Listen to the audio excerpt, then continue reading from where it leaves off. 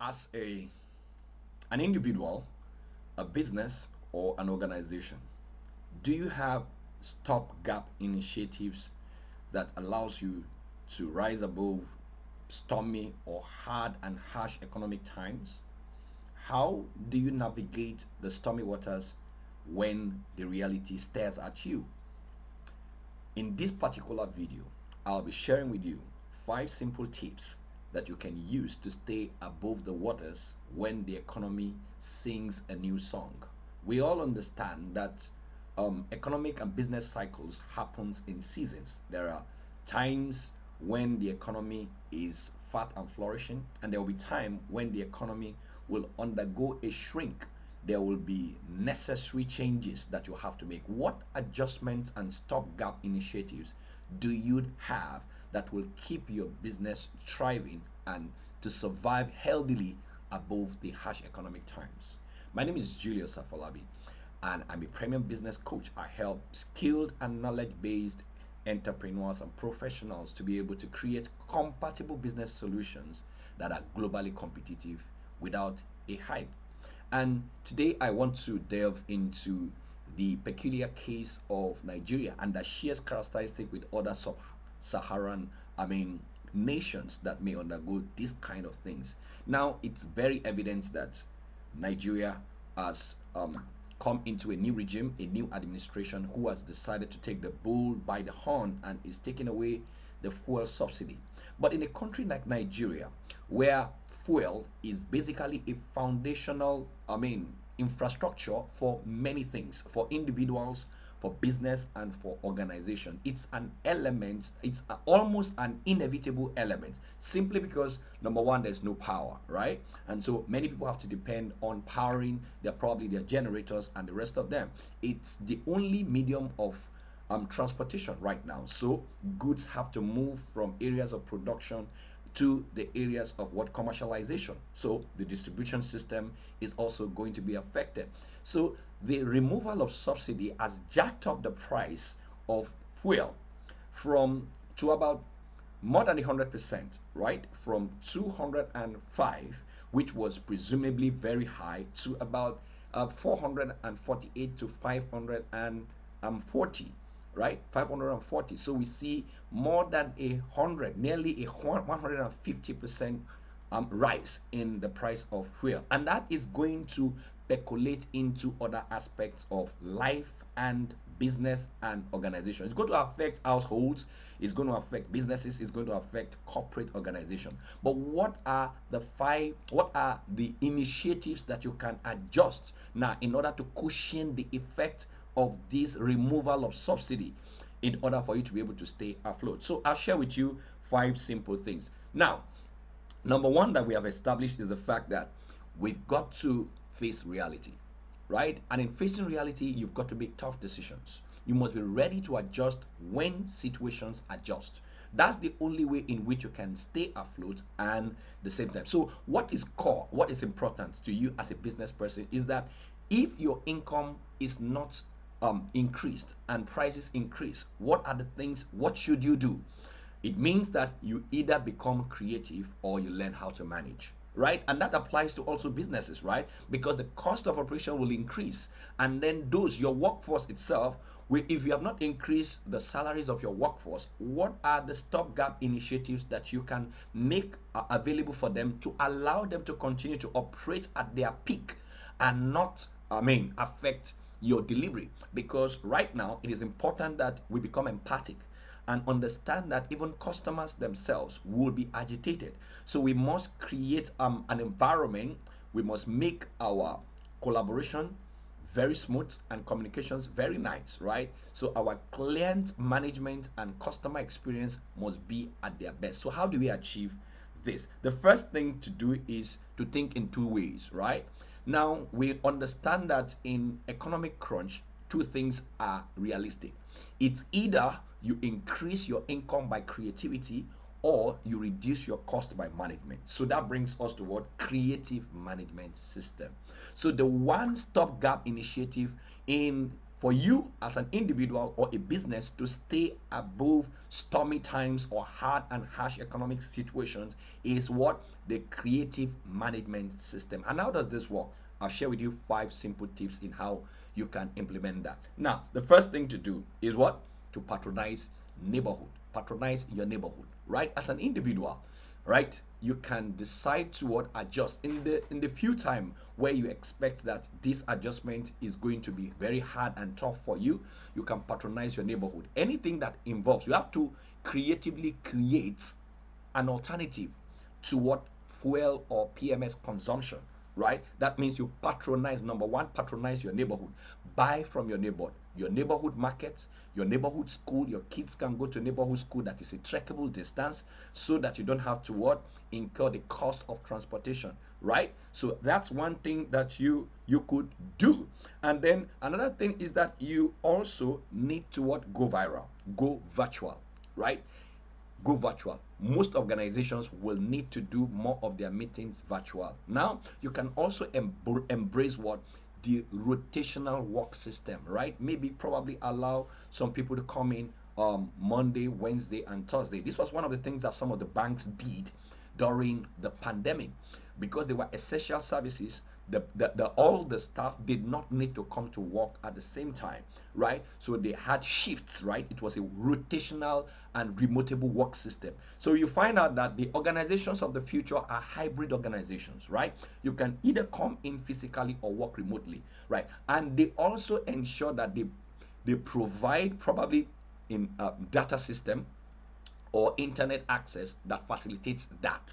So in Nigeria here, organizations that want to practice that may also create a small allowance for data provisions for their workers to work remotely from home and still deliver what they ought to deliver physically. What does that do for them?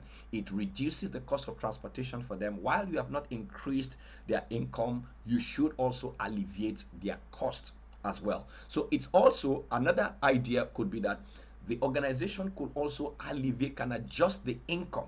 Or remember, we said you can increase your income by creativity or reduce your cost by management. So in the creative management system, the options are twined. So either you are increasing their income or you are alleviating their cost. So you could provide lunch 2 out of 5 days for your employees. That also reduces their cost.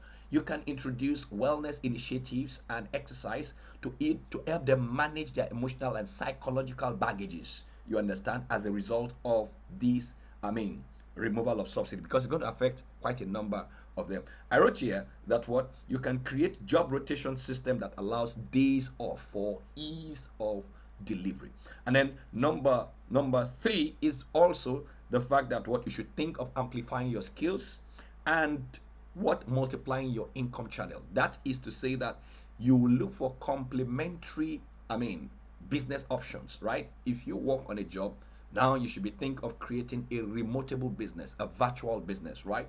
Like coaching, like teaching, as a skilled and a professional person, there are skills that you have learned that will be of immense benefit to those that are coming behind, and even your fellow managers, your fellow professionals that want to learn or get to where you already are. So you could share your experience and you could monetize this as a virtual business. This becomes a side hustle. There's also ways in which you can turn your ordinary side hustle into a thriving business, right? You've got to learn skills. So that's why I said you've got to amplify your skills and learn to what? To monetize, increase your alternative sources of income. Another creative way could be to reduce your expenses, could be you could embrace probably using fuel alternatives or substitutes like panel inverters, solar panels, and then panel inverters, so that you don't have to spend more on fuel for your generator. So another thing, organizations also need to embrace that. You know that the cost of living is going to skyrocket. So number 4 thing that you should think of doing is to ensure that what your customer relationship is what are top notch and you are not compromising quality, right? A lot of businesses will try to manage cost.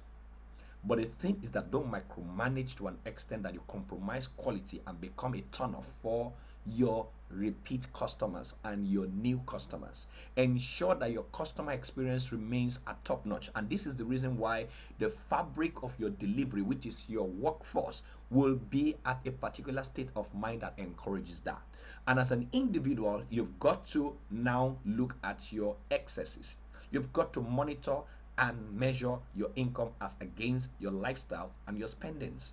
So, and this is the reason why you must of necessity now look at your expense and do expense control, and then look at your income and look at your time.